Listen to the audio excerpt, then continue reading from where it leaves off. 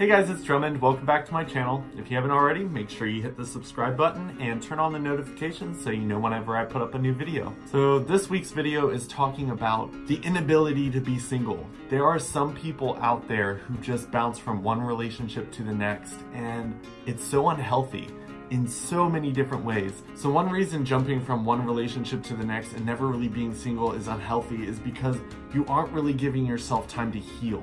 A lot of people try to heal from pain from the past relationship ending by finding someone else to love them and hope that that new love will heal the broken heart that they're dealing with from the previous relationship, which isn't the case. A lot of times when you end up doing that, you end up hurting the next person that you're dating, or you're using them as a rebound, which isn't really fair to them.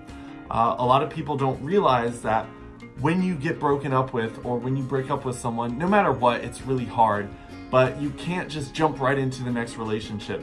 There's some people out there who just don't like being single. They feel lonely and they just want to be around somebody. I know some people who've come out of the closet and they've lost a lot of friends and family, so their relationship that they came out for was kind of their world.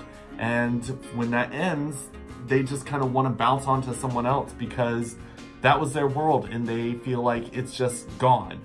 And it's not really healthy to jump into another relationship so quickly, just because you kind of have to start back over at zero. And when you jump into a relationship so quickly, it's really hard for your brain to reset and realize that you have to start back over. So a lot of times people will jump into a relationship and think that the next person is going to automatically pick up where the last person left off, which is never the case. It won't happen because every single person is someone new. Even if you end your relationship and jump into a relationship with someone who was there for the other relationship and they kind of knew what you were going through, you're still going to have to start over at zero because it's a new person. Even if you think they know a lot about you, they don't know as much about you as what the previous person that you were dating knew.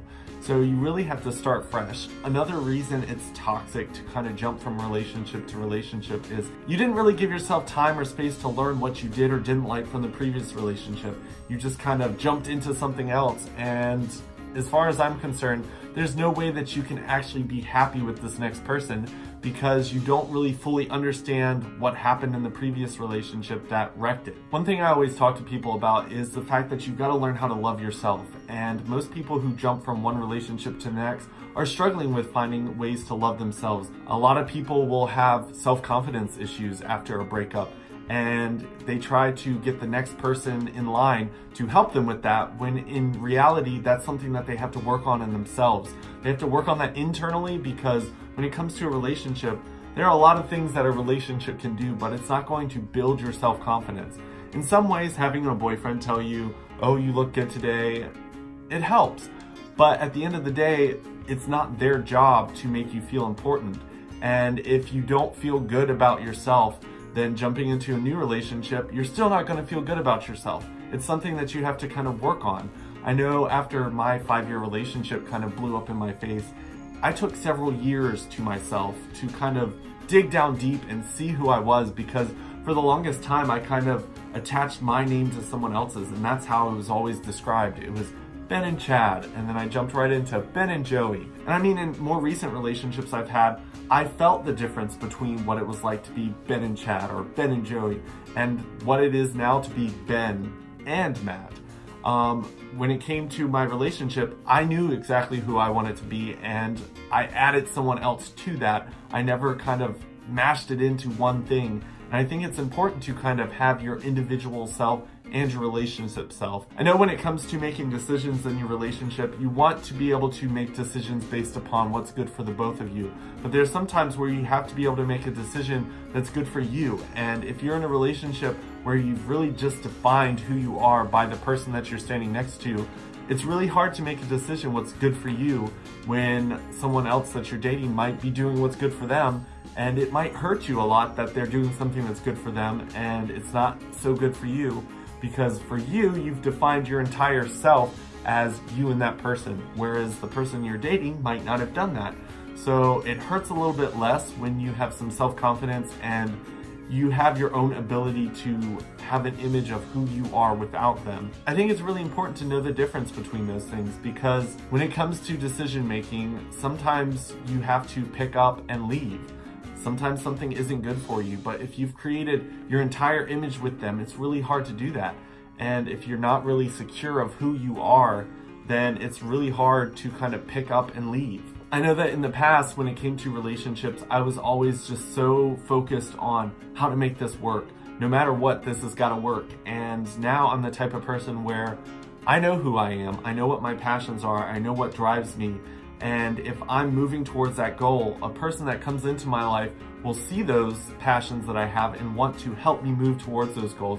They're not going to run in the opposite direction and expect me to chase them just because I find them attractive or I want things to work out. They're going to understand that I have my own life goals, and it doesn't matter if our life goals don't go the same way right away.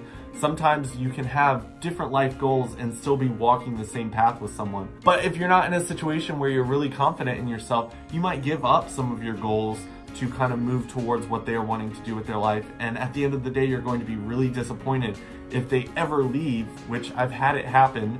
I've given up a lot of opportunities for people I was dating, and then they left, and then I was full of regret saying, God, I wish I had taken those opportunities instead of throwing them away so that my relationship would work with this person, when ultimately it didn't work out in the end. So I ended up throwing away the opportunities and losing the relationship that I threw those opportunities away for.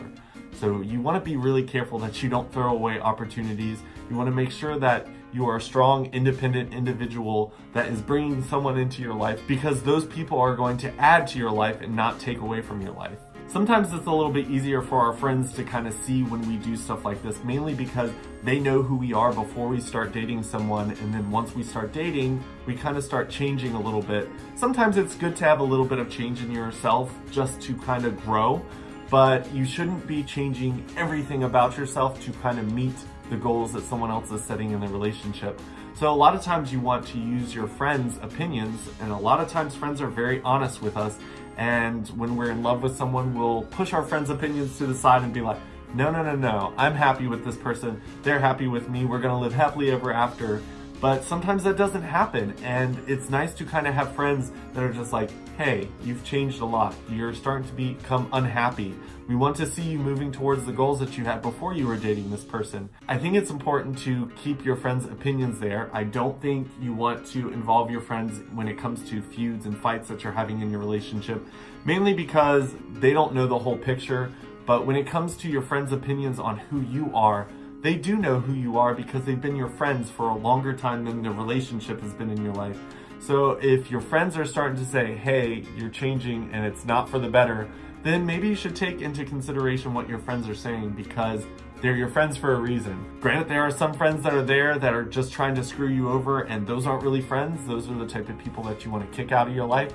But I've definitely lost some really good friends that tried to step into my life and help me out when they saw that I was changing, and I didn't accept their offer to help me out, and I chose the relationship over them. And in the end, I lost some really good friends because I chose a relationship that wasn't good for me. My friends saw it way before I did, and yeah, it happens sometimes. But that's all for this video.